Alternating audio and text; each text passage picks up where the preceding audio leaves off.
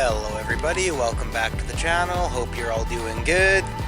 I'm just out exploring around, putting together a Exploring Worlds episode. Sorry to use that word twice in a row. But anyway, just got some thoughts, and I want to talk briefly about self-improvement. Because, as you know, I've sort of left little trappings of info and spoken about it a little bit. People that watch the channel regularly, maybe watch into the videos a little bit, know that I'm into that sort of thing.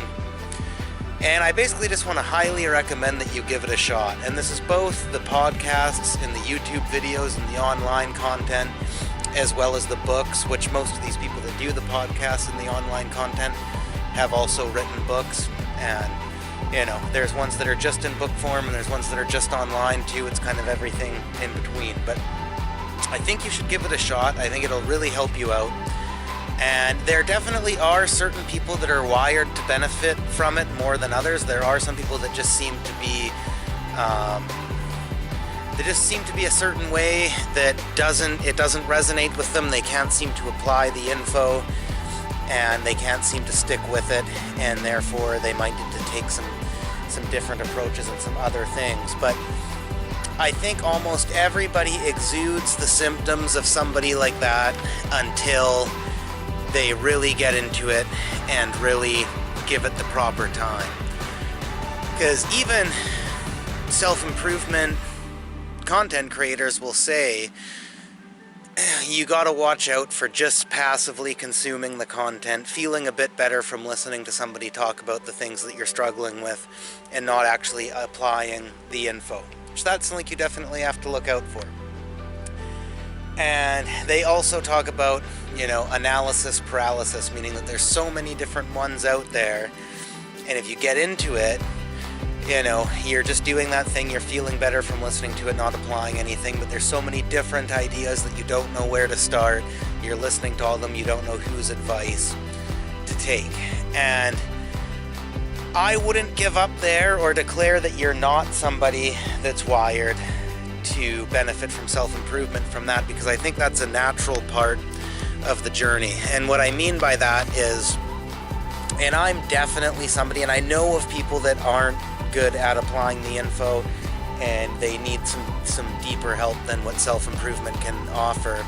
And I know other people that really do benefit from it, and I categorize myself as somebody that, I don't know what it is with me, but for some reason the self-improvement is kind of all I need. There's something about my mind that I am actually really good at applying these things, and it just seems to work for me a lot. But when you're new to it, yeah, you will feel good from hearing people talk about what you're struggling with, but then not put in the work to change anything. You will start to listen to all sorts of different people and not know whose advice to take. And I don't think that's necessarily a bad thing. That's just a natural part of the process, because what you'll find is after a little while, you'll find maybe 4, 5, maybe 6 or 7 at the very most people that for some reason you keep looping back to.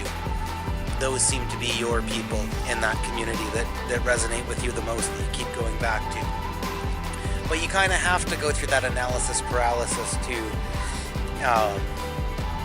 find those people.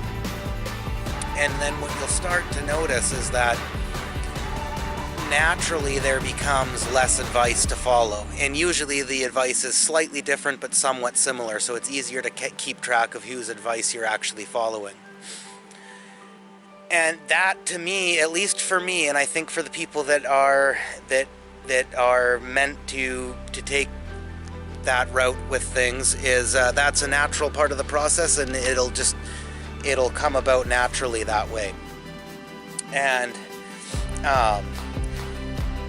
you also can learn to passively watch this stuff and listen to the podcasts and read, and just naturally know what advice resonates with you to apply and what doesn't.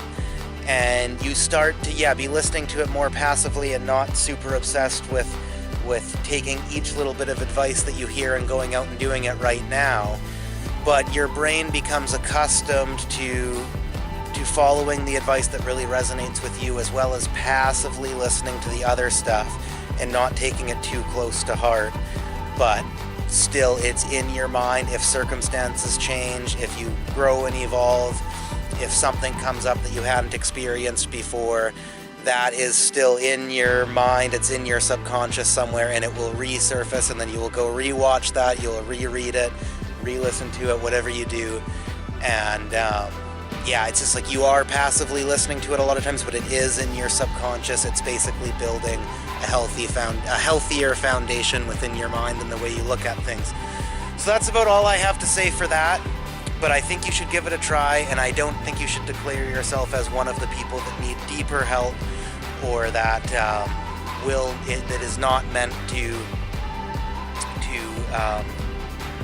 benefit from it if you're experiencing those things, because in my experience, those are natural parts of the procedure, and until it goes on way too long without ever naturally resolving itself in a way that works for you, then I think you need to ride out those parts of it, and you just might find that you were meant for self-improvement, and it'll help you out a lot.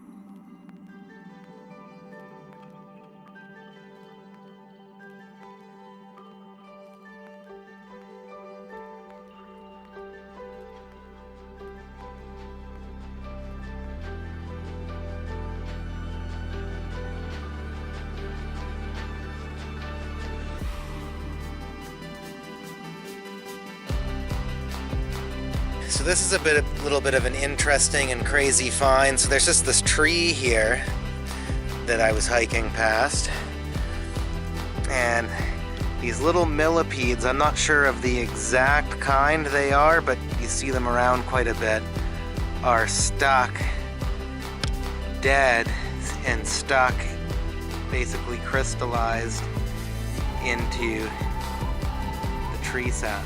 As I zoom out here, you'll see what I mean even better. So yeah, there's just like this sap pitch coming down from a tree, and they're all been stuck in there. It's pretty crazy.